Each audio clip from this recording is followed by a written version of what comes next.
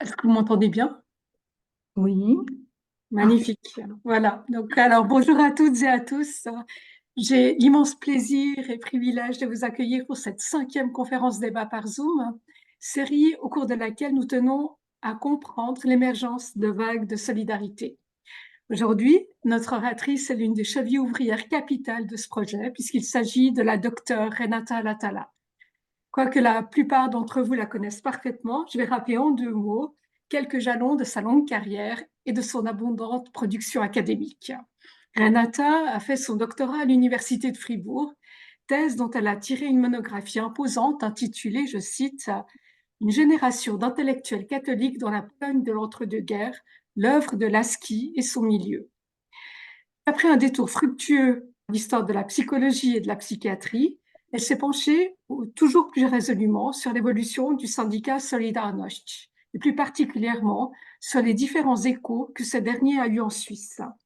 Cet aspect a donné lieu à de nombreux articles et à un ouvrage collectif, Towards Solidarity, qui sort en ce moment même. De là, presque naturellement, Renata a abordé la thématique si cruciale de l'engagement solidaire, qui est celui que nous interrogeons et traquons ici.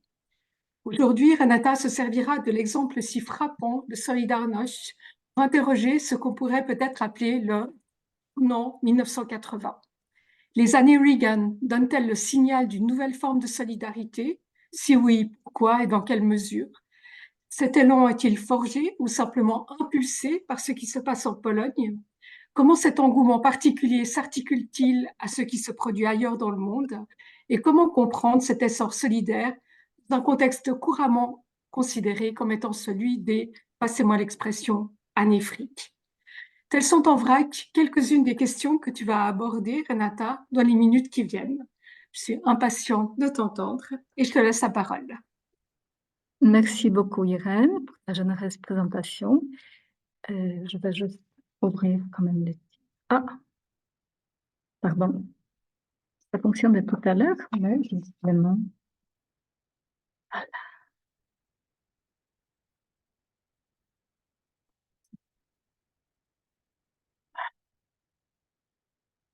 pense que ça fonctionne. Alors, dans le cadre de cette réflexion que nous menons ensemble pour décrypter les vagues de solidarité, donc je voudrais vous proposer de nous pencher aujourd'hui sur le phénomène des Solidarność et sur la mobilisation en faveur de ce mouvement polonais à la fois social, national, syndical, qualifié par Alain Touraine et Michel Viviurka de mouvement total, comme étant l'un des plus importants mouvements sociaux du XXe siècle. Et ah, excuse-moi, ça fonctionne pas. Je dois changer le mode, je suis désolée, mais j'arrive pas à... Voilà, je sais pas pourquoi ça fonctionne pas.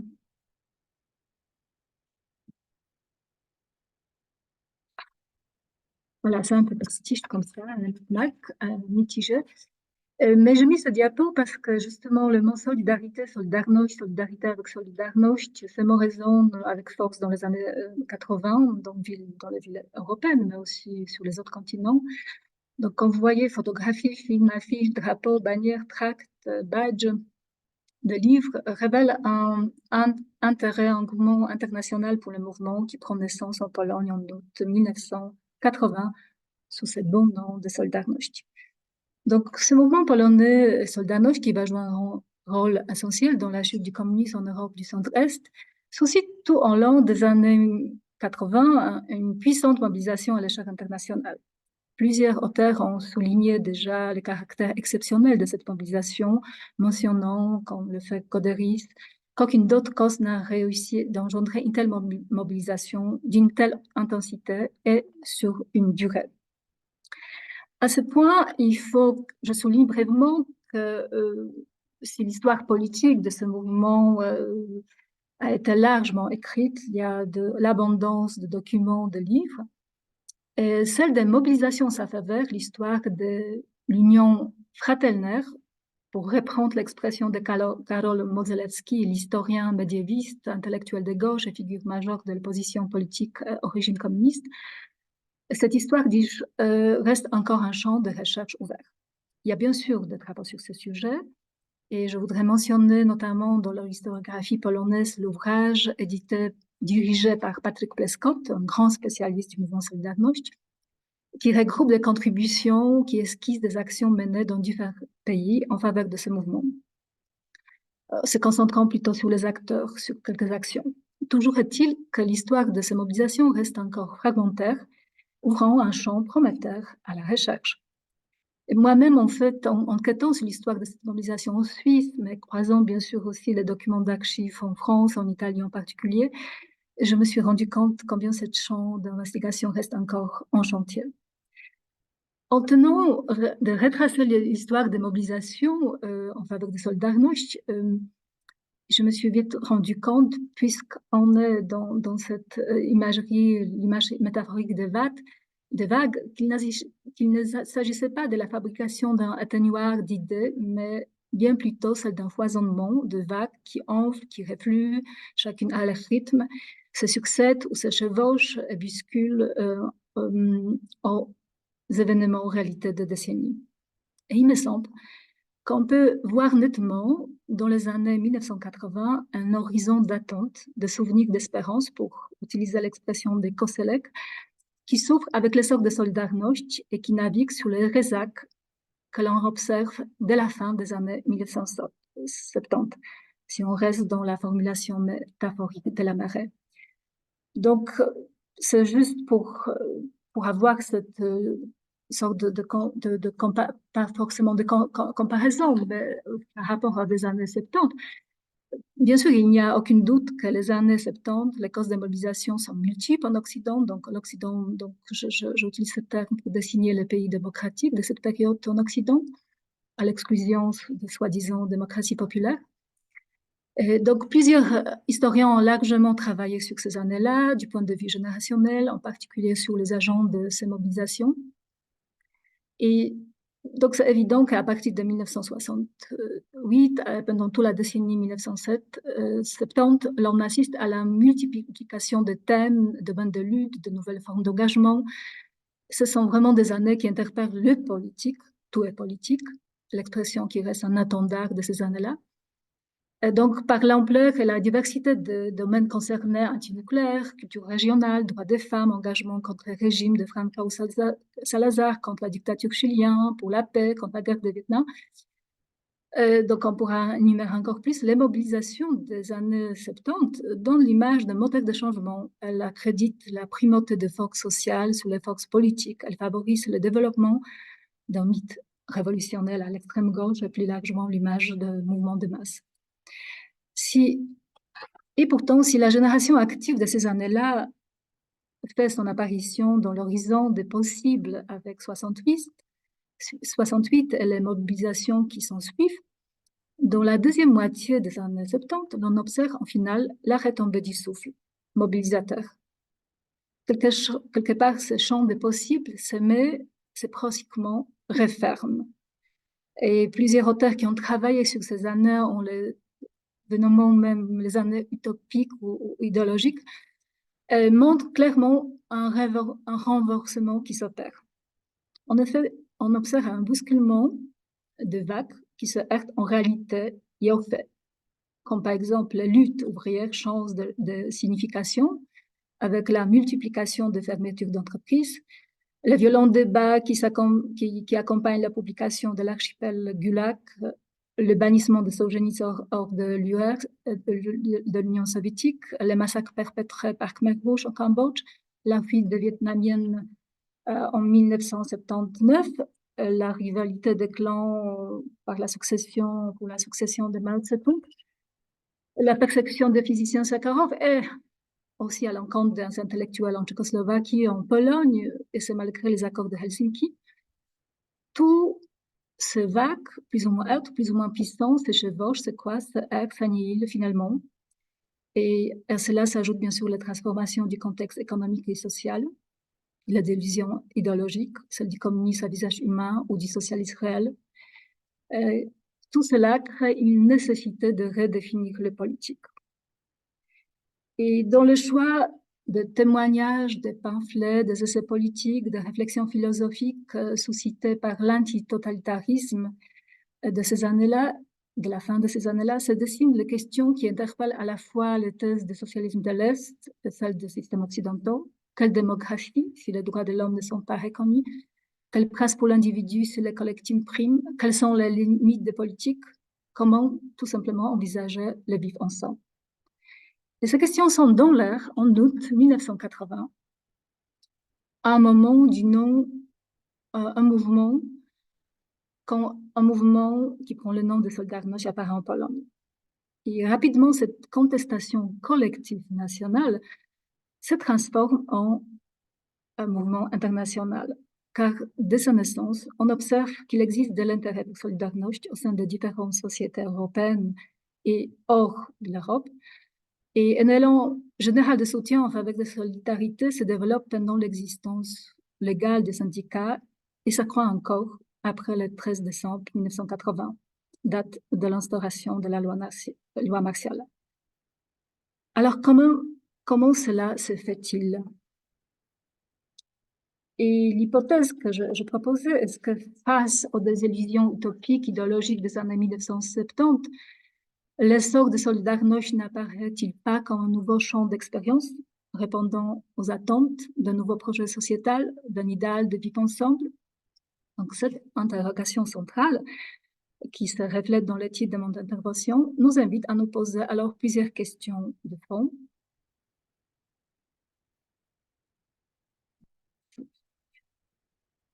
Pardon.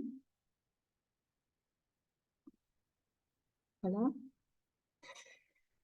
Que fut alors ce mouvement Solidarność? Pourquoi le milieu si divers d'orientation politique et idéologique différentes s'engagent en sa faveur? Quelle forme fait-il apparaître la solidarité qui dégage de ce mouvement et de ces mobilisations? S'agit-il d'une nouvelle conscience sociale? Donc, pour étudier ces questions, j'articulerai mon analyse en deux parties. La première s'attachera bien sûr à décrire ce qui fait Solidarność, qui est l'essence de l'expérience polonaise, qui permettra d'approfondir l'idée de solidarité de cette expérience. Et dans la deuxième partie, je me concentrerai sur l'analyse des raisons d'engagement, en se demandant pourquoi se mobilise-t-on. L'on pourra alors décortiquer les aspirations qui s'attachent, qui révèlent cette vague de solidarité des années 1980. Donc, pour décrire ce qui est fait Solidarność, voilà, c'est juste quelques photos, mais c'est des photos qui sont multiples et qui sont très, très connues. Moi, je voulais revenir à cette qualification qui fait Alain Touraine et Michel Viorca, parce que c'est un regard d'extérieur. Leurs études sont parmi les premières où ils étaient là suite aux événements de Gdańsk. Et ils parlaient d'un mouvement total qui apparaît justement sous le nom de Solidarność. Et je pense que c'est intéressant cette expression parce que déjà dans cette définition, on voit la jonction de trois forces. Donc d'une part, cette mobilisation ouvrière qui naît à partir d'une grève dans le chantier naval de Baltique et à Gdańsk, mais pas aussi dans d'autres villes à Szczecin, et s'étendait au pays tout entier. Il y a cette deuxième force, la conscience nationale polonaise, qui avait trouvé déjà avec les élections de Jean-Paul II à la siège papale une source de fierté et d'assurance, et une volonté démocratique, certainement, incarnée aussi par des intellectuels de l'opposition de différents courants politiques, et qui lui a apporté le rejet de totalitarisme, le refus de violence, le souci de négociation. Donc, bien sûr qu'il y a énormément d'approches et de réflexions. La solidarité est qualifiée dès le départ autant qu'un mouvement ouvrier, comme révolte, comme révolution.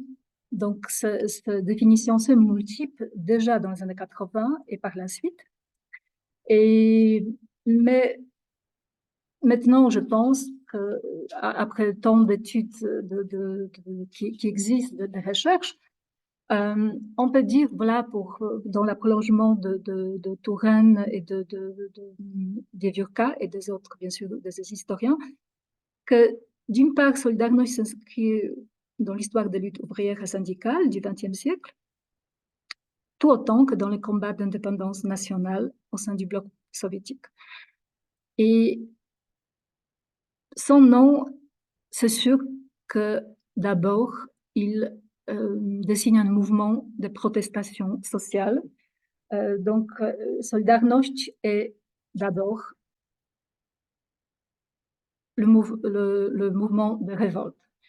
Mais il ne s'agit pas de révolte, et ça je souligne parce qu'on revient ici au concept, la manière de voir la solidarité. Sous le pacte du marxisme, on voit la solidarité en tant que mouvement contre le mouvement, voilà, émancipation ouvrière. Donc, Solidarność en tant que mouvement qui atteint une unité d'action grâce à participation multiple, c'est un mouvement de mobilisation contre les partis, contre le pouvoir, contre l'État. Donc, dans ce sens-là, Solidarność est une révolte, et sa signification idéologique, de même que le lien social qu'elle a créé, certainement pouvait servir à être contre. Mais Solidarność, mais Solidarność n'est pas un mouvement seulement contre. Il y a plusieurs aspects qui se dessinent sur ce nom de Solidarność. Et quand le nota Dariusz Darkawin, un historien d'idées, il souligna que spécificité de ce nom, c'est qu'il ne fait référence à aucune institution politique, ni à aucune idéologie, mais seulement à une relation interhumaine particulière, universelle. Et donc, il s'agit d'abord d'être ensemble. C'est un dispositif symbolique qui se crée lors de Gdańsk, lors de Grève de Gdańsk, et qui donne le nom à tout ce mouvement. Et il est d'abord un nom qui doit désigner une unité d'être ensemble. Et je voudrais étayer à ma thèse en me serviront des programmes du premier congrès de Solidarność de Gdańsk en 1981. Ce document est souvent cité en tant qu'expression du socialisme de la pensée de Solidarność. Et donc, dans ce document, il est vrai, il parle de la révolte. On parle de la révolte. Notre syndicat est le produit de la révolte de la société polonaise après 3 décennies de violations des droits de l'homme et du citoyen, de discrimination politique, exploitation économique. Et il est ensuite question des objectifs de grève. Il ne s'agissait pas seulement des conditions matérielles. L'histoire nous a appris qu'il n'y a pas de pain sans liberté. Le texte de ce congrès, disons, se termine ainsi par la phrase suivante. Nous ne sommes pas seulement une force de refus. Nous voulons reconstruire une Pologne juste, une force qui se réfère aux valeurs communes des hommes. Et il faut peut-être préciser aussi que dans le premier chapitre du document du programme, il est dit que Solidarność rassemble nombreux courants sociaux et l'unit des personnes aux opinions diverses, politiques et religieuses, indépendamment de leur nationalité. Donc, bien que d'autres lignes parlent unies par la protestation, il n'est pas moins que l'objectif de cette protestation est aussi le point de départ de la formulation des principes d'un ordre d'un nouveau projet pour la société. Et il se termine le programme par cette phrase: Solidarność n'est pas seulement une révolte, mais une force vive tendant à la reconstruction de l'État et des règles sociales. Donc, les sources idéologiques de cette entreprise intellectuelle apparaissent clairement, même s'ils restent abstraites. Solidarność s'appuie sur les valeurs, ce qui est écrit dans le programme, de l'éthique chrétienne, de notre tradition nationale et ouvrière et de la tradition démocratique du monde du travail. Et l'encyclique de Jean-Paul II, traitant du travail des hommes, a un encouragement nouveau. Nous considérons que le pouvoir du peuple est un principe que nous n'avons pas le droit d'abandonner. Le pouvoir du peuple, ce n'est pas le pouvoir d'un groupe se plaçant au-dessus de la société et qui s'interroge le droit de décider et de représenter la société. Donc, il s'agit bien, la société a le droit de parler à haute voix, exprimer la diversité d'opinions sociales et politiques. Et en fait, c'est ça qui amène au fond de concept de solidarité qui émerge dans ces années-là. C'est la question et je pense que ce qui exprime d'une manière aussi logo, fait par un graphiste de Gdańsk, qui a fait sur la base un peu d'observation ce qui se passe autour des grèves, des écriteaux, qu'il exprimait parfaitement cette rébellion populaire.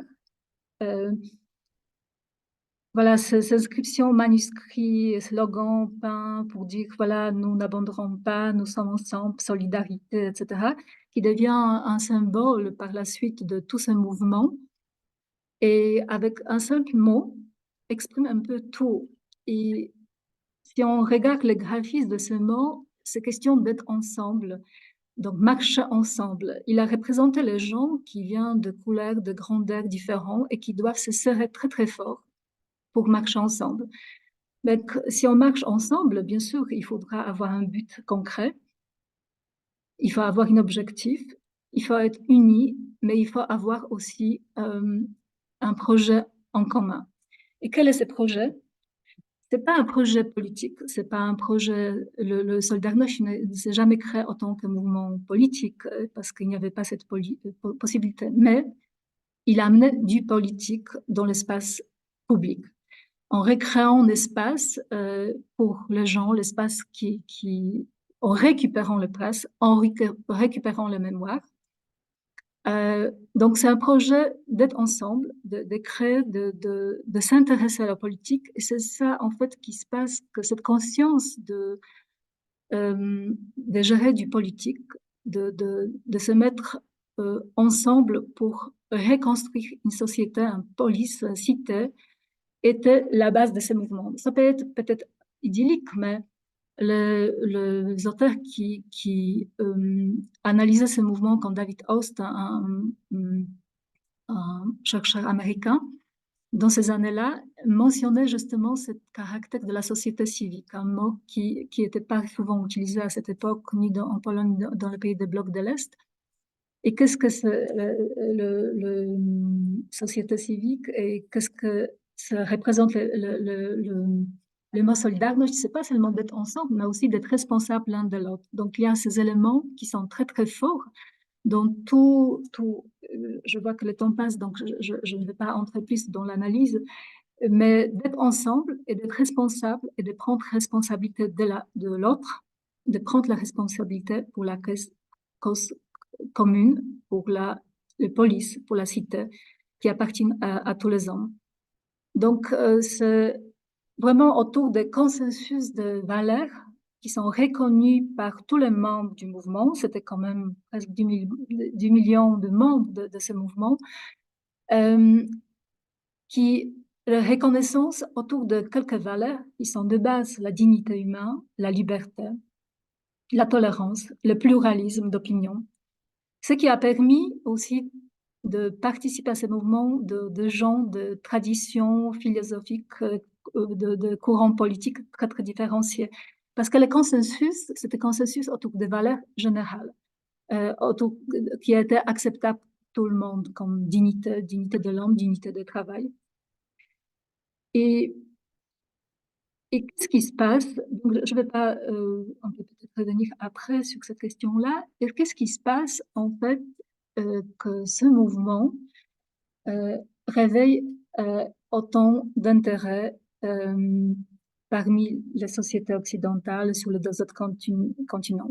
J'utilisais ce label expressement solidarité avec Solidarność, car c'est sous cette bannière qui se forme dans les années 1980 partout dans le monde, ce grand mouvement de solidarité avec Solidarność et la société polonaise.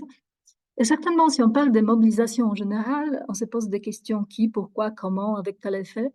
Donc, il est cette question des acteurs, des actions menées, des motivations et aussi des effets réels.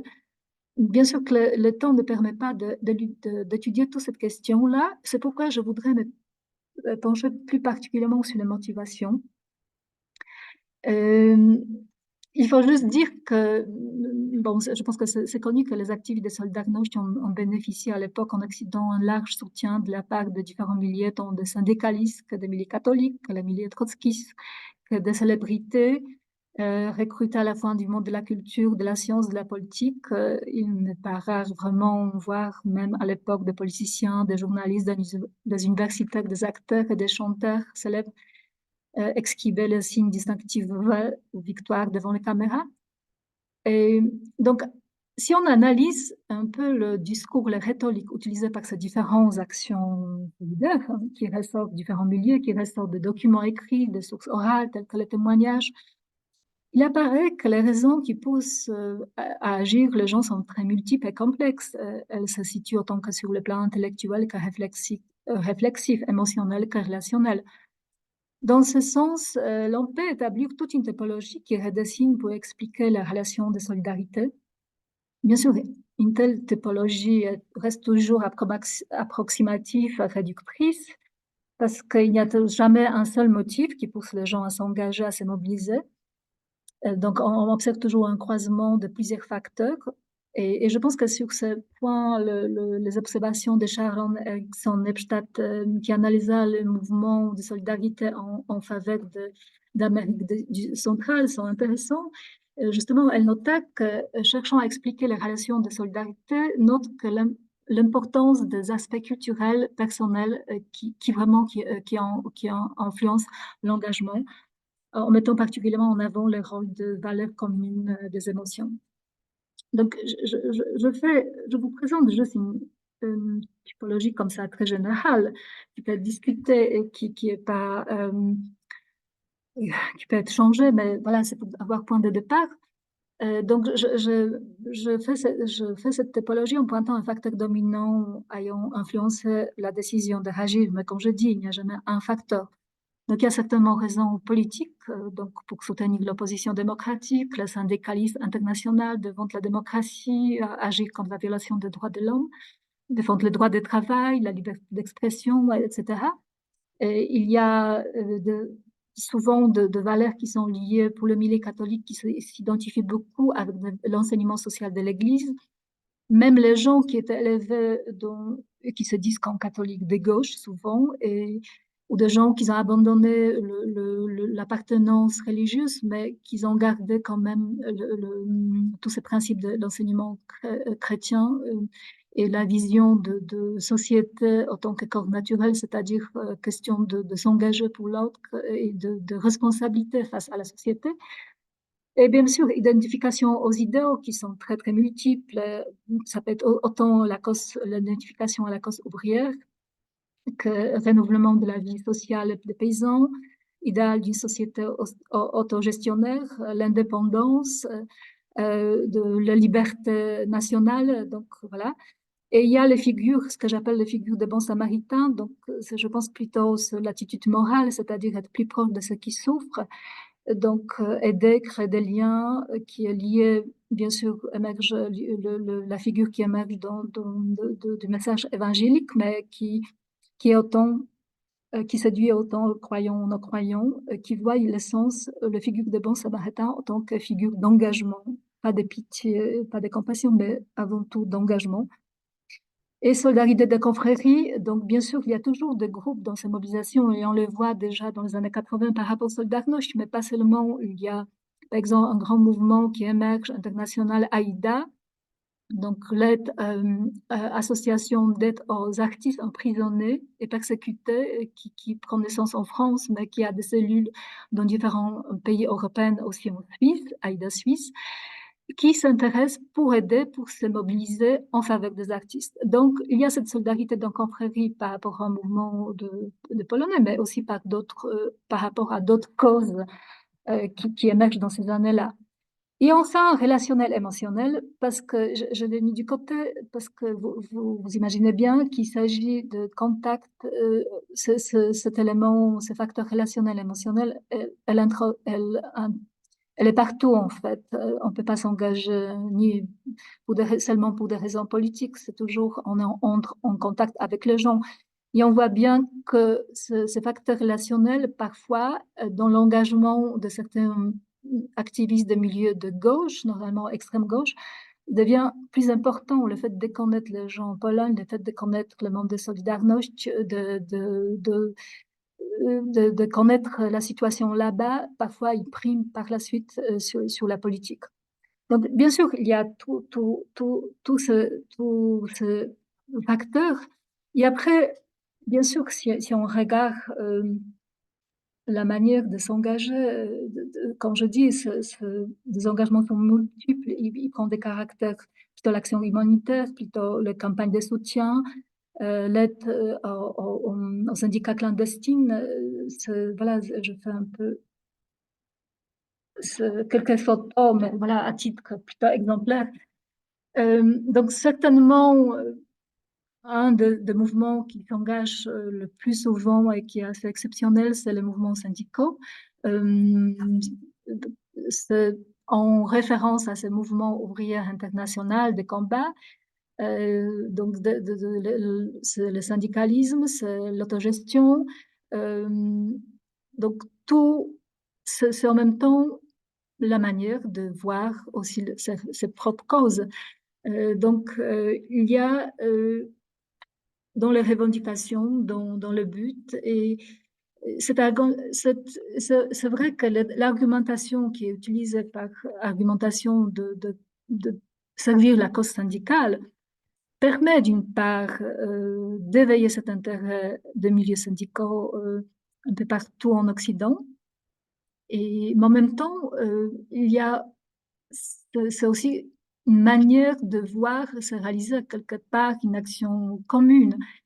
Et je trouve cette argumentation qui inscrit Solidarność au sein des projets syndicalisme mondial, qui est menée et de la part de syndicalisme, mais aussi de la part de ces mouvements syndicaux qui s'engagent en faveur de Solidarność, est assez impressionnant.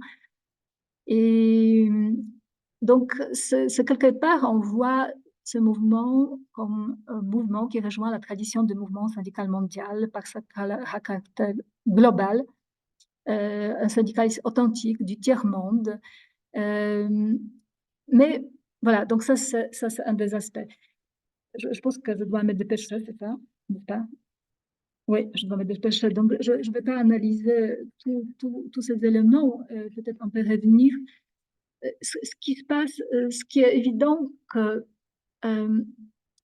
dans ces mobilisations, un aspect que je trouve intéressant, c'est cet aspect vraiment relationnel, ce lien de proximité, des connaissances qui se créent au-delà des frontières et qui sont souvent le moteur pour s'engager, pour faire quelque chose, indépendamment bien sûr des médias qui jouent aussi un grand rôle pour faire connaître beaucoup plus cette cause. Donc, je ne vais pas peut-être revenir à toutes ces questions-là. Je pense que voilà, il est le temps de conclure. Donc, pour conclure cette réflexion et les arguments quelques arguments évoqués, je pense que si on analyse la mobilisation des années 80, et il ne fait aucun doute que Solidarność, si elle fascine un intrigue, est également instrumentalisée par divers cercles politiques intellectuels. Et chacun essaye de voir un aspect du mouvement qui répond à ses convictions politiques, que ce soit sa vision du monde ou que cela se rattache à la simple réelle politique. De là, la perception de solidarité en tant que mouvement ouvrier dans le milieu de gauche, tandis que les cercles conservateurs de droite veulent y voir principalement un mouvement anticommuniste, alors que les cercles libéraux, enfin, mettent l'accent sur le caractère de lutte de mouvement pour la liberté. Le choc qui suit l'instauration de l'état de guerre en décembre 1980 renforce encore, intensifie ces motivations souvent politiquement intéressées. Et donc, si on parle par rapport aux années 70 de mobilisation, je pense que cette mobilisation s'inscrit certes dans la dynamique des anciens engagements qui existaient. Il est par ailleurs, d'ailleurs, c'est juste assez significatif quand on lit les discours ou les brochures ou les appels à la solidarité issus surtout de milieux de gauche ou d'extrême gauche, que les blocs de l'Est succèdent à l'Amérique centrale et la Pologne prend aussi le relais de Salvador ou Guatemala. Donc, la lutte contre le régime de Jaruzelski est évoquée à côté de celle du régime chilien de Pinochet.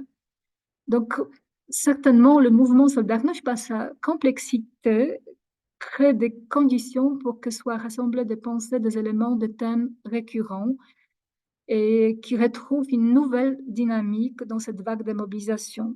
Les thèmes, justement, que j'évoquais déjà, l'autogestion, c'est un grand thème des années 70, ou les concepts de communauté, qui devient aussi acceptable pour les milieux conservateurs de gauche que les milieux, par exemple, chrétiens, parce que c'est surtout cette vision-là des communautés, des liens qui prédomine dans le mouvement Solidarność. Et donc, il y a on observe certains déplacements peut-être de certains thèmes, peut-être qui deviennent un peu les vecteurs de transition, permettant de créer des liens entre les milieux de traditions, d'horizons philosophiques très divers. Mais on assiste aussi à certaines redéfinitions du politique.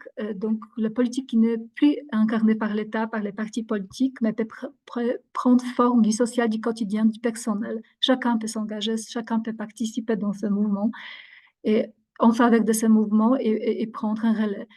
Et donc, il y a cette force, cette dimension éthique du politique qui est dans le mouvement Solidarność. C'est quelque chose qui j'ai l'impression, qui devient en général euh, par, euh, exerce, par le fait d'exercer, de s'engager sur différents plans. Donc, la finalité du politique est surtout chercher dans les rapports que les hommes choisissent d'établir entre eux, c'est-à-dire de voir quel est leur projet de société. Plus précisément, si on veut parler d'une conscience, que ce qui donne un sens à la politique, c'est la façon dont une société prend en compte les relations entre les hommes, ainsi ce qui leur permet de vivre ensemble. Et donc, bien sûr, ces idées, il appelle à un projet de société, une forme concertée que l'on voudrait promouvoir. Euh, donc, la rédiction de politique dans la recherche de ce qui est partagé par un groupe d'hommes. Donc, il ne s'agit pas seulement de l'individu, mais ce qui les unit et aux autres par choix. Donc, dans une démarche qui évoque la définition même du politique, tout est politique, ce qui concerne la cité, ce que les hommes choisissent de mettre en commun pour vivre malgré les différences. Donc, ces fondements du politique sur ce qui est commun à un groupe d'hommes dépassent bien sûr l'approche marxiste. Et ça sort évidemment dans le Solidarność et dans ces années-là que le groupement humain ne repose plus sur cet aspect structurel économique, ni sur la conscience d'appartenance à une classe, mais il révèle d'un projet de société commun à des hommes, à des femmes. Donc, la finalité du politique est constituée par une sorte de l'ordre fraternel qui rassemble de fond en lien tous les besoins d'activité des militants pour partir une communauté. Et peut-être la dernière chose qui me semble assez important, c'est ce dépassement de la frontière, parce que si on parle dans les termes de l'espoir que j'évoquais, je pense que c'est quelque chose qui est très, très fort, c'est l'espoir de nouvelles possibilités de rétablir une union entre deux Europes, ce qui apparaît très clairement autant dans les affiches, dans le discours, que dans les témoignages des gens. Pour les gens qui ne connaissaient pas pour des raisons diverses, parce qu'il y avait le perte du rouge, l'anticommunisme ou manque d'intérêt, rien des pays de l'Est ou de la Pologne, du coup, c'est long voyage. Donc, il y a une sorte de solidarité qui s'installe par cet engagement, par ce voyage, les gens qui voyagent, qui dépassent les frontières, qui vont au-delà de la frontière et qui créent des liens. Des liens. Et ce mot d'espoir, donc, quand un horizon de créer de nouveaux liens qui basent sur la connaissance, sur la rencontre, sur le fait d'être ensemble, et aussi sur la responsabilité de l'autre, qui peut définir un peu cette mobilisation, en tout cas ce qui apparaît très clairement euh, dans le discours de l'époque et dans les témoignages de l'époque. Je vais terminer. Merci beaucoup. Merci infiniment, Renata. Peut-être qu'on peut enlever le partage d'écran. Voilà. Oups, voilà, super. Je vois quelques écrans noirs, mais j'espère qu'ils vont s'animer de quelques mains. Euh, Est-ce que quelqu'un a des questions à poser?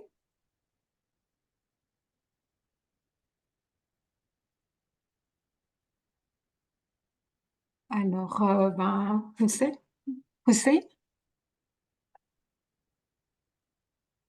Vous m'entendez bien? Oui, oui, Oui, très bien. oui. Ok, d'accord.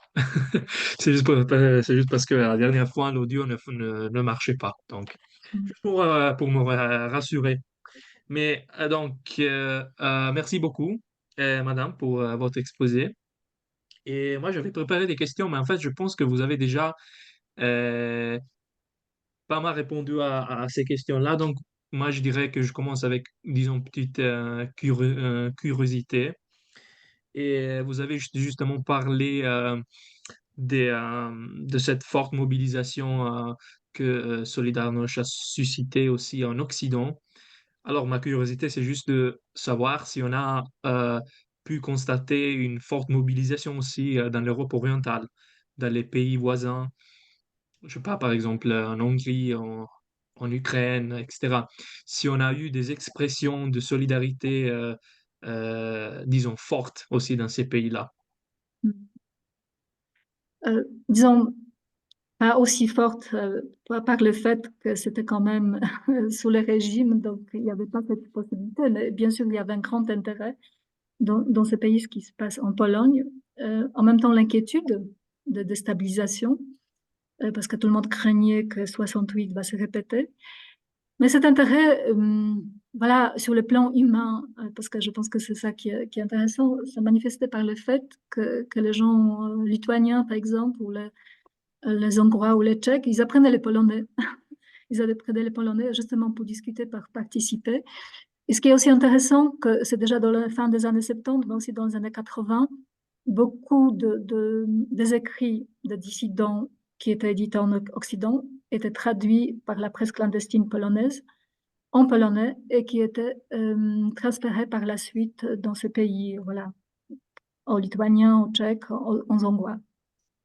Par contre, donc bien sûr, il y avait des intérêts. Moi, je ne peux pas dire plus parce que, en fait, ce qui se passe, qu'il y a très peu d'études sur cet engagement. Donc, moi, je n'ai pas travaillé personnellement. Mais c'est sûr que dans la volonté de Solidarność, de son apparition, Solidarność lance une grande manifeste parce que dans les solidarités, il y a toujours cet aspect missionnaire, surtout en polonais, voilà, avec cette idée qui revient encore du 19e siècle, d'apporter révolution un peu partout dans le monde. C'est comme ce slogan de décabriste pour la liberté, le vôtre et le nôtre, de 25, qui était utilisé par les insurrectionnistes polonais en 1830. Ils les apportent alors en Hongrie, alors que le printemps disons, de révolution de Prague, disons, de printemps de 1988 éclate. Donc, il y a cette volonté, cette responsabilité qu'en transformant le monde, en s'engageant pour les autres, on acquiert en fait à la liberté. C'est quelque chose qui est très très fort dans l'imagerie de romantique polonais, donc des poètes, en fait, qui sont les premières. Bon, c'est lié un peu à la particularité de la Pologne, un pays où il n'y a pas d'institution, il n'y a pas d'État. Du coup, la culture, les œuvres littéraires, le théâtre, la poésie, il prend le rôle d'institution, un peu d'État, de l'âme du peuple. Donc finalement, c'est plus les poètes la culture, cet aspect qui gère un peu cette vision. Donc on voit bien que dans les années 80, il y a ce grand manifeste appel au peuple de l'Europe centrale, orientale et aussi aux Russes, voilà, pour s'unir à la lutte, pas s'unir à la lutte, mais pour dire que voilà, c'est la lutte en commun pour leur liberté. Donc il y a bien sûr des contacts avec certains dissidents, certains gens qui sont dans l'opposition, bon, il y a des contacts avec les Tchèques, avec Havel, donc qui existent. Mais moi, je ne connais pas exactement, disons, à part les souvenirs des gens, il y a très peu d'études, il n'y a presque pas d'études historiques, en fait, sur ce sujet-là. Pendant très longtemps, en fait, moi, j'interrogeais plusieurs personnes, pas seulement par rapport à ces pays-là, mais aussi aux pays de l'Europe centrale, disons Amérique du Sud, Or, il y avait beaucoup de contacts, surtout avec le Chili. Euh, euh, et en fait, encore aujourd'hui, disons aujourd'hui, c'était déjà il y a 10 ans, les gens qui participaient activement, ils ne voulaient pas, par exemple, partager certains événements. Donc, je ne sais pas s'il y a encore une crainte euh, mais pour vous dire, donc bien sûr qu'il y a un grand intérêt, il y a grand intérêt pour ce qui se passe en Pologne. Il y a l'attente, il y a l'inquiétude dans ces années-là. Et, mais ce soutien se manifeste plus par rapport au niveau individuel. Donc, si par exemple, il y a les Hongrois qui viennent en Pologne. Renata, Ah, pardon, excuse-moi, oui. Oui, parce que je pense qu'il y aura d'autres questions oui, aussi. oui, bien sûr, bien sûr. En gros, il y a probablement eu un soutien, mais ce soutien n'était pas officiel pour des raisons tout à fait évidentes. Je pense que Oui, c'est ça, voilà, oui. de crainte de la répression. Et je vais passer merci beaucoup, je vais passer la parole à Christophe. Voilà. Vous m'entendez? Ça marche? Oui, oui, très bien. Très bien. Merci, Madame Latala. C'était extrêmement intéressant.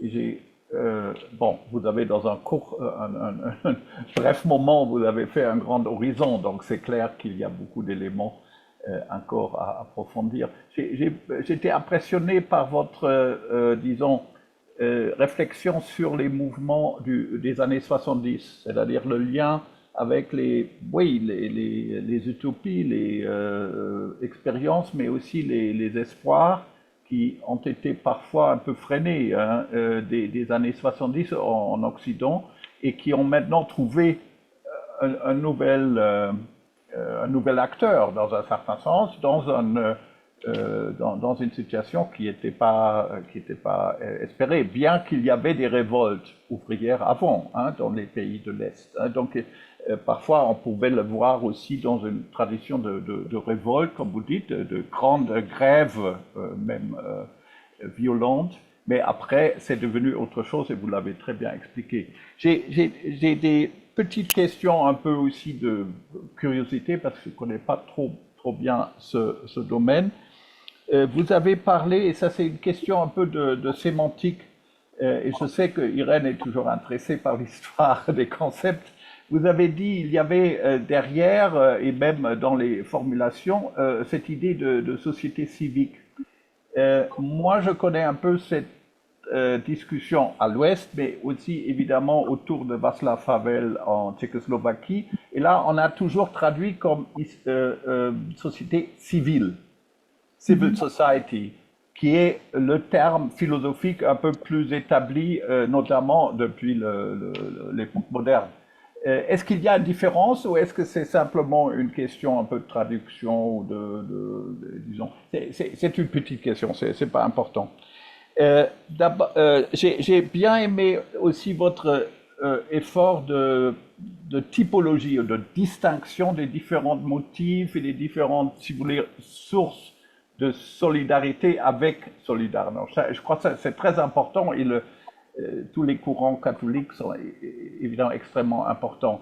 Est-ce qu'on peut aller un peu plus loin si on rajoute une typologie des acteurs? Vous avez mentionné quelques-uns, mais il y a évidemment aussi, par exemple en France, il y a la CGT qui est encore sur la ligne de Moscou, qui est pas intéressée, pas du tout, et il y a la CFTT qui joue un peu, oui, le soutien matériel, mais aussi la solidarité publique.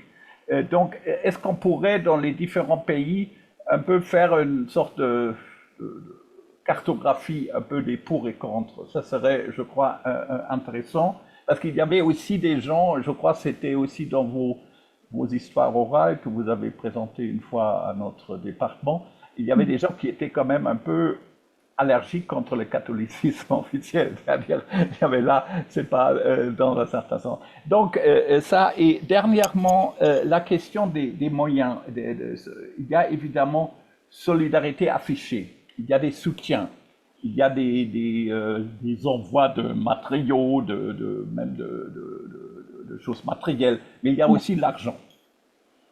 Et disons, je fais un peu référence au livre de Nicolas de Lalande pour le 19e siècle. C'est-à-dire qu'il y a, dans un sens, tracé la solidarité ouvrière par les transferts d'argent pour les grèves. Est-ce que, disons, le financement par la CIA, donc par une fondation proche de la CIA, est-ce qu'il y a est-ce qu'il y a une sorte de bilan des moyens financiers qui ont été quand même assez importants pour soutenir un peu, notamment l'action après l'interdiction ou après la répression? Merci beaucoup. Alors, en répondant peut-être dans l'ordre, donc tout d'abord, voilà, société civile, civique, voilà, donc moi, c'est la même chose en fait. Donc, peut-être, je sais pas la traduction, c'est un peu comme intelligentsia intellectuelle en fait. Donc, en Pologne, on utilise beaucoup plus facilement intelligentsia qu'intellectuel dans la conception française. Donc, c'est sûr que voilà, avec Ravel, toute cette réflexion autour des sociétés civiles ou civiques, moi, voilà, j'utilise ce terme plutôt, mais c'est sociétés civiles, je pense que c'est plus exact, qui existe oui, dans tous ces groupes des intellectuels en Pologne, en Tchéquie, en Tchécoslovaquie à l'époque, en Hongrie, dans d'autres pays, en Roumanie. Donc, c'est sûr que c'est question sémantique. Alors, quand on est acteur, bien sûr que c'est frustrant de ne pas parler des acteurs plus, mais voilà, on peut faire, je pense, toute une conférence sur les acteurs. Donc, les acteurs sont multiples. Donc, il s'agit bien sûr des acteurs institutionnels, si je peux dire ainsi, c'est-à-dire des organisations dont l'étendard est les droits de l'homme, comme l'Amnesty International, comme les Croix-Rouges. Les Croix-Rouges, et c'est ça qui est intéressant, c'est anecdotique, pour la première fois, ils opèrent dans un pays qui n'est pas en guerre. Donc, c'était quelque chose qui était négocié avec les membres de délégation des soldats neufs qui étaient en Suisse, d'une manière très discrète, mais pour que puissent, en fait, à travers Croix-Rouge, utiliser un peu ces moyens pour opérer dans ces pays-là. Donc, il y a bien sûr des organismes comme Amnesty International, il y a bien sûr le Bureau international du travail qui entre en jeu parce que la Pologne, il y a l'enquête contre la Pologne pour la discrimination et concernant les droits des travailleurs, les droits des syndicaux. Il y a aussi la conférence, disons, il y a différentes conférences sur le plan, disons, étatique, institutionnel, menées par différentes institutions, parfois ponctuellement. Donc, il y a plusieurs acteurs. Donc, il y a ce cercle d'acteurs, et après, il y a des acteurs qui sont plutôt du cercle politique, c'est-à-dire aux syndicaux. Donc, vous avez parlé de CFTT qui est très, très engagé. Je pense que la France, c'est impressionnant l'engagement sur tous les points de vue, mais surtout au niveau des syndicaux. Et je pense que c'est aussi un des pays qui est mieux élaboré en ce qui concerne la mobilisation.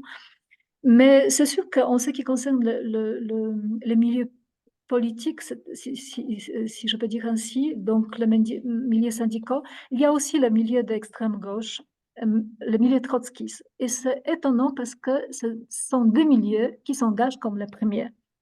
Parce que c'est vraiment un grand rêve d'autogestion. En parlant avec plusieurs personnes qui ont s'engagé surtout en France, dans la région lyonnaise, c'est assez impressionnant. Le thème qui les intéressait tout d'abord, c'est l'autogestion. Et aussi, il y a en Suisse de gens d'extrême gauche qui s'engagent, comme Marcel Gerber, par exemple, parce que quand on parlait des individus qui étaient fondateurs de la Ligue marxiste, de gens comme lui qui portaient l'espoir qu'enfin, il y aura une vraie révolution prolétarienne qui va avoir lieu. Voilà. Étant donné qu'il y a les États-Unis qui se mêlaient, qu'il y avait cette église catholique qui était très, très importante, voilà, et ces rêves qui sont un peu s'enfuis, mais pas pour autant qui s'engageaient vraiment pour aider à ce mouvement-là. Donc, c'est ça qui est assez impressionnant, que chacun, un peu de différentes couleurs politiques, pouvait trouver quelque chose. Et j'ai l'impression que ceux qui s'engageaient peut-être le moins, c'était le milieu peut-être de droite, ou de trop conservateurs, d'une part, qu'ils étaient dans ce mouvement d'anticommunisme un peu violent et parfois très, disons, je ne veux pas dire de mots, mais parfois un peu primitif.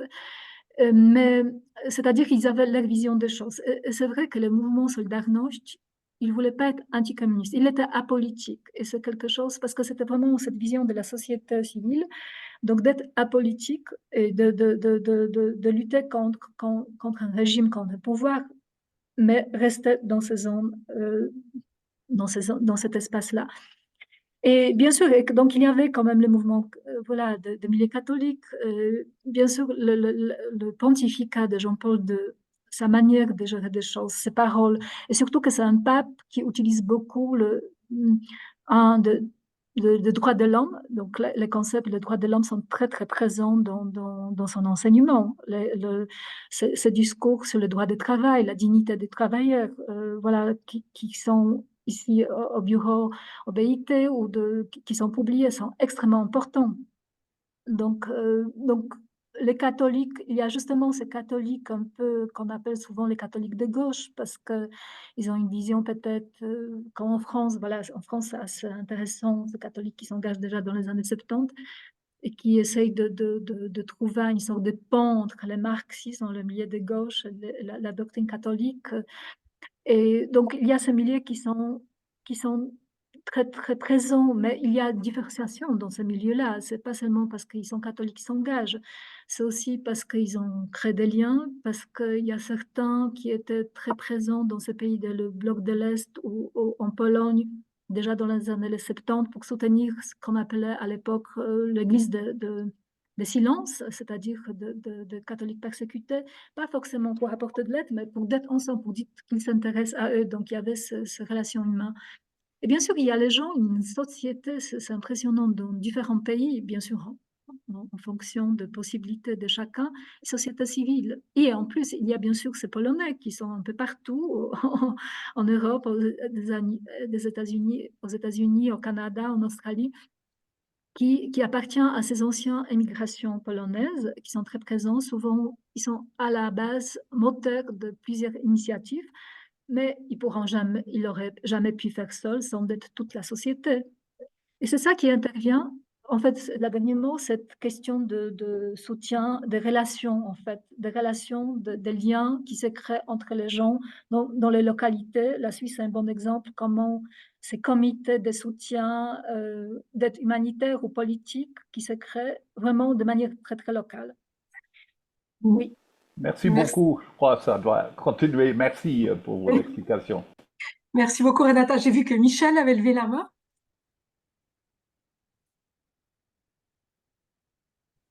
Bonjour, merci beaucoup. Je vais dire ma question très vite. J'ai été très intéressé par tout ce que vous avez dit et aussi par la discussion là. C'est une question qui porte sur les mobilisations en Europe occidentale. Je pense mon hypothèse est tout à fait anachronique par rapport à la période que vous étudiez et dont vous nous avez parlé. Mais est-ce qu'il y a dans les discours, par exemple en France ou en Suisse francophone ou en Belgique, sur la mobilisation de la société polonaise, des références à la nation polonaise et à son histoire d'oppression et de mobilisation? Mon hypothèse est que plutôt non, mais est-ce que dans les sources, vous trouvez des éléments qui contredisent cette hypothèse, s'il vous plaît? Alors, oui et non, parce que c'est sûr que dans les tracts, dans les brochures, dans les publications qui sont issues principalement des milieux de gauche, dépendamment si c'est la gauche ou l'extrême gauche, c'est vraiment toutes ces questions de droits de l'homme, de la liberté, d'oppression, de liberté, c'est vraiment on est dans le discours des années 70, les opprimés. Par contre, on parle des aspirations. Mais je pense que c'est ça aussi une nouveauté des années 70, on parle des aspirations, donc on sort un peu de ce langage de besoin. Mais aspiration, c'est aussi question voilà, il y a quelque chose de messianique, il y a, voilà, on vise quelque chose. Donc on parle très peu aspiration, plutôt de liberté. Par contre, dans d'autres, et je ne veux pas dire que c'est de textes qui sont issus des milieux conservateurs, pas seulement des gens de bonne volonté, des journalistes qui essayent un peu de jouer entre la droite et la gauche, en fait, parce que c'est ça aussi le mouvement Solidarność qui ne voulait pas s'associer ni à gauche ni à droite. Donc, on observe fortement ces idées de liberté nationale. Mais c'est aussi lié à l'évolution du mouvement, parce que vous savez, jusqu'à 84, en fait, jusqu'à en fait l'état de guerre, c'est vraiment l'aspect syndical qui est très très important, l'aspect de société, de recréer la société, de reprendre l'espace public. Donc, c'est petit à petit, il y a cette explosion de la mémoire, bien sûr, collective, l'explosion de la mémoire. Le professeur Batchko, il parlait de l'explosion, voilà, de la mémoire, de mémoire qui était mitigée, qui était refoulée, qui était s'appropriée par l'État.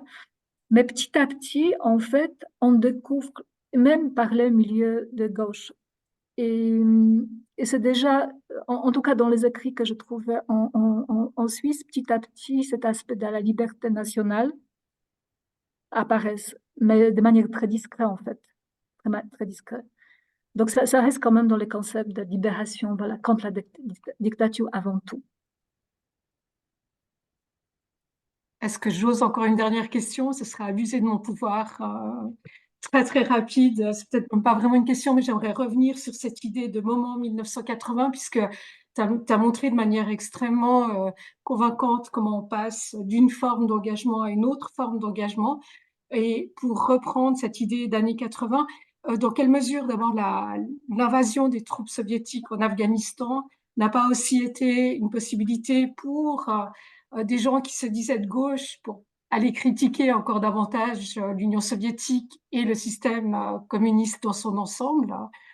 Et puis d'autre part, tu as aussi beaucoup souligné le fait que, et ça m'a rappelé des discussions antérieures, c'était pas une solidarité contre, mais c'était une solidarité pour.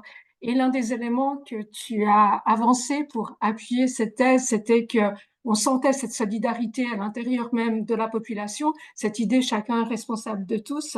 Et je me suis demandé s'il n'y avait pas là de nouveau un effet chronologique, c'est-à-dire que c'est quand même relativement peu de temps, hein. Assez vite, il y a cet état de guerre qui est déclaré et donc effectivement cette communauté, on a pu la sentir. Est-ce que si ça avait continué, alors on ne fait pas d'histoire avec des si, mais mon hypothèse est qu'il y a tellement d'intérêts qui convergent contre un État, mais qui divergent par ailleurs, que si ces divergences avaient eu l'occasion de s'exprimer, eh bien, on n'aurait pas senti cette communauté à l'intérieur même des partisans de Solidarność. Oui, donc certainement, il y a un changement après l'état martial. Donc, solidarité qui est définie souvent quand même avec les mots de carnaval, de la fête, de la cérémonie, parce que c'était quand même un joie de retrouver l'espace public et de se retrouver indépendamment d'où on vient, indépendamment de groupe social, indépendamment si on est ouvrier, intellectuel, cette unité, et indépendamment de nos convictions politiques. Et donc, j'ai utilisé ce contre, certainement, dans certains sens, au départ, c'était une solidarité contre le pouvoir qui permettait, qui s'accaparait des pouvoirs, d'espace public, qui ne permettait pas à s'exprimer ni en tant qu'individu, mais ni en tant qu'une communauté qui a ses valeurs, ses croyances, sa tradition. Donc il y avait, mais c'était pas contre un groupe, c'était contre une unité, contre l'État, qui s'inscrit d'ailleurs dans la tradition polonaise du 19e, que l'État est l'incarnation du mal. Donc c'est vrai que ça reprend ces concepts. Le pays qui n'avait pas son existence étatique, l'État devient incarnation du mal. Mais il y avait une volonté justement de créer, d'être avec. Donc il y avait une conscience, donc ce qu'on observe dans ces années-là, c'est une sorte de convection de nombre du parti politique qui sort du parti politique, qui entre dans Solidarność. Donc il y a une volonté de recréer vraiment l'espace, une communauté où il y a la place pour tout le monde, même à ceux qui reviennent du Parti communiste. Et donc il y avait donc c'est contre parce que c'est quelque chose qui était étrangère. C'était étrangère, c'était quand même domination soviétique, c'était pas choisi. Donc c'est pourquoi ça explique une grande identification de la société dès le départ avec ce qui se passe dans les grèves. de soutien qui est offert de manière spontanée des gens de toute la Pologne, parce qu'il y avait question de finances, comment on se soutenir de ce mouvement-là auparavant. Donc, de gens qui soutiennent ces ouvriers pendant des grèves. Mais c'est sûr que l'état de guerre, il fait la rupture. Et je dirais que la volonté de faire nous, ça devient nous et vous, le pouvoir qui devient hostile, le pouvoir qui s'attaque à la société, le pouvoir à qui la société a fait confiance par les accords, par les discussions, et du coup, il se prend contre cette société. Donc la logique d'une société ouverte à tous, la société d'être pour l'autre, devient une société, une solidarité contre, ce qu'on peut dire après 81, et c'est visible très très fort. Et surtout que cette valeur de solidarité et cette union prend aussi une valeur un peu métaphysique. Donc c'est vraiment, ce pouvoir devient l'incarnation du mal, et, et, et en même temps, cette solidarité, en fait, je ne sais pas, moi j'utilisais une fois cette vision d'Antigone, de catacombes peut-être, mais c'est un peu ça ce qui se passe après 81, que la solidarité entre dans la clandestinité, une solidarité qui devient combative, et il y a aussi qui essaie de pouvoir lutter contre le pouvoir, mais il y a aussi ce mouvement un peu, cette solidarité passive ou cette résistance passive ou active en même temps de la société qui exprime cette solidarité en s'occupant de personnes arrêtées, de prisonniers politiques, des familles de prisonniers politiques. Donc, toute une action au sein de la société qui s'engage, qui se met en place pour, pour sauver un peu cette union par ce geste un peu de soutien, qui est d'ailleurs aussi très, très soutenu par tous ces pays occidentaux, les sociétés surtout occidentales. Je ne veux pas parler de pays, pas de gouvernements, mais par les sociétés. Et je suis convaincue, je ne sais pas, de plus en plus en analysant cela, et je pense que je ne suis pas la seule, s'il n'y avait pas ce soutien des sociétés en Occident à manière différente, soutien politique, par la campagne de soutien, soutien humanitaire, parce que on ne pouvait rien faire, il y avait une situation catastrophique, mais Solidarność, déjà, pendant l'existence légale, elle n'était pas institution politique, elle pouvait proposer quelque chose, mais elle n'avait aucune force pour changer les choses. C'est l'État qui décidait. Donc, s'il n'y avait pas ce soutien des sociétés de manière diverse, je ne sais pas si ce mouvement il aurait pu survivre. En tout cas, ce soutien moral était primordial parce que après 84, je pense qu'il y a une sorte de rupture. Après la mort de Pupiłuszko, le meurtre qui se perpètre, il y a une sorte presque des états, je dirais, en termes psychologiques dépressifs pour dire est-ce qu'on peut continuer, est-ce qu'il y a encore l'espoir. Et le fait qu'il y a ce soutien qui existe, ponctuel, au niveau de l'argent aussi, qui vient pour soutenir cette lutte de solidarité clandestine, pour imprimer des documents, pour transmettre les informations, pour soutenir les gens qui sont arrêtés, leurs familles, sans moyen carrément de vivre, pour soutenir la société. Je ne pense pas que ce mouvement aurait pu aboutir et survivre dans cette forme-là. Mais c'est sûr que ces beaux projets qui étaient dans ces années de 16 ans d'existence, de recréer un projet de société, de société pluraliste, où on discute, où il y a question de responsabilité par rapport à l'autre, de valeurs, c'est quelque chose qui n'a pas pu... Mais c'était un projet. Et c'était un projet qui n'était même pas réalisé, bien sûr, en 89. Et en revenant à Afghanistan, je pense que l'invasion d'Afghanistan de la Russie, c'était surtout pour les gens qui s'engageaient et pour Solidarność, c'était aussi une source d'angoisse que ça va arriver aussi en Pologne. Je pense que c'est ça qui était très très fort, et certains milieux, il était très conscient, vraiment, surtout le milieu d'extrême gauche, qui analysait ce mouvement-là en parlant avec plusieurs personnes. Bien sûr que c'est des avis subjectifs, mais on le retrouve parfois dans certaines correspondances, qu'ils avaient une conscience qu'à un moment donné, le pouvoir va se manifester. Il va se manifester. Merci infiniment, Renata, c'était passionnant. Et puis, je vais quand même te laisser le dernier mot et te demander d'introduire la conférencière suivante parce que je vais écorcher son nom de famille, j'en suis absolument sûre, si tu peux le faire.